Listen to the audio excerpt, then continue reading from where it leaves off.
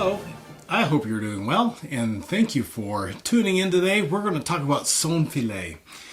I'm going to do a whole series of videos concerning warm-ups, and you can download my warm-ups and have them for yourself completely free. I'm just interested in sharing something that I think will really work for you. And so in general, warm-ups will have 2 pages. A left side is generally going to be about left side issues, and then the second page is going to be on the right side, and that is generally going to be about right side issues. Good string playing, or if you're a teacher, good string pedagogy is to separate left side, right side all the time and just work on specific things regarding the 2 different sides. So left side is all about like the right notes and intonation and vibrato and those types of things. The right side issue is going to be about mostly tone production. That's one of the most important things you can get figured out. It also has a lot to do with rhythm and articulations and those kinds of things on the right side. Okay? And so my warm-ups. First thing is you need to get your instrument in tune. Unlike a brass instrument or a wind instrument, you know, they need to blow through it to get it warmed up and then tune the instrument. We want to tune straight away. First thing that we want to do is get it in tune. And so on my warm-ups, you'll notice that it just simply says son filé, and then it has all of these measures with fermatas. If you're a wind player, you just play those concert pitches. If you're a string player, then what you need to do is you need to play those open strings with your section. So the first one's going to be A, and the first job with son filé is to get yourself in tune.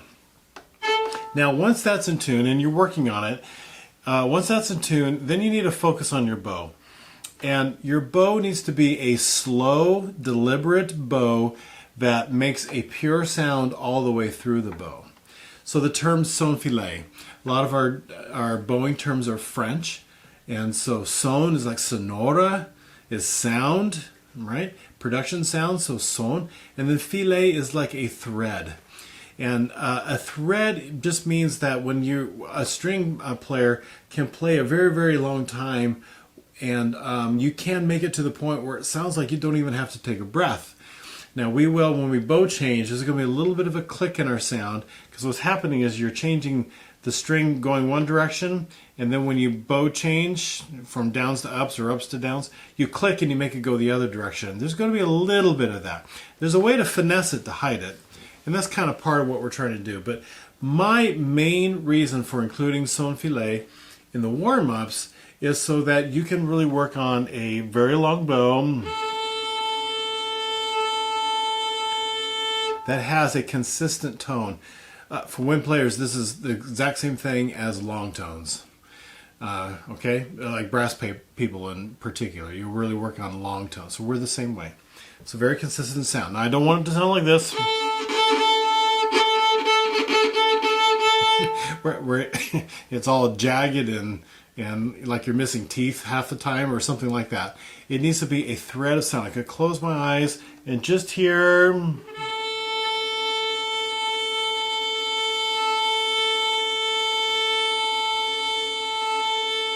a really consistent sound. All right, and then when I'm at the tip, and the very, very tip, by the way, it's not here, that's not the tip, the very, very tip, I need to go the other direction.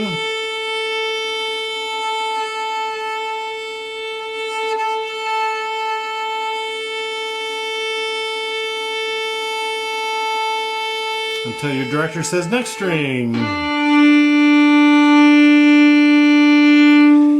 So, consistent sound. What do I have to do?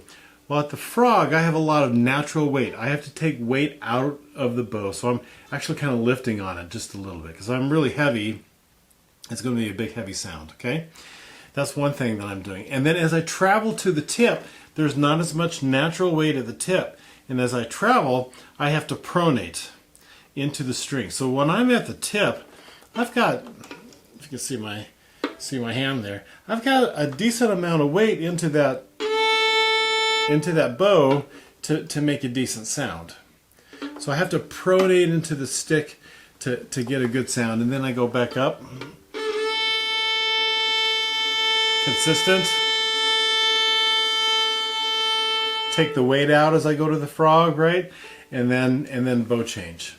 That is sewn fillet.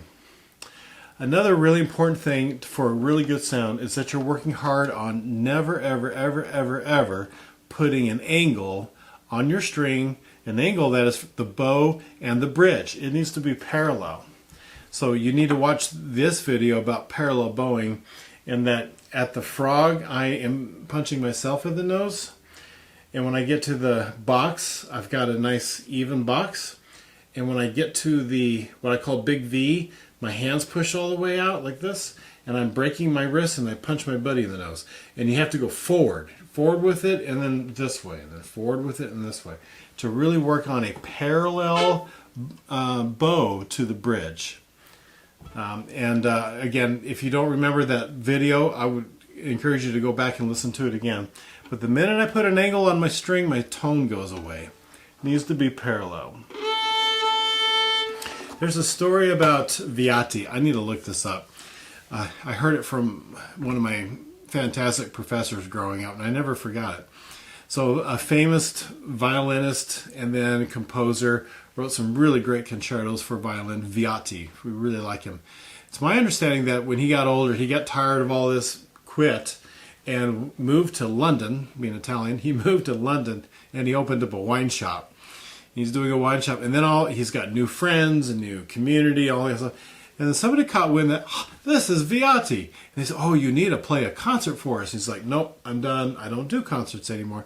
Well, they bugged him and bugged him and bugged him and bugged him. He finally said, okay, fine, I will do a concert for you. And the claim is that he claims that he got back into shape playing sewn fillet for hours. That's how we got back into shape. Don't know if it's true or not. Tonight makes for a nice story. Sewn fillet is very important, and very few people have the patience to do it and the consistency of doing it. It really should be the exact way that you start your warm-ups. In a way, it's a little bit like meditating and just, okay, I'm here. This is the only thing I need to think about.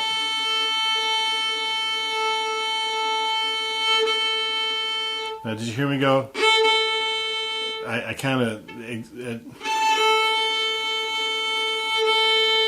Ooh, that was a good one.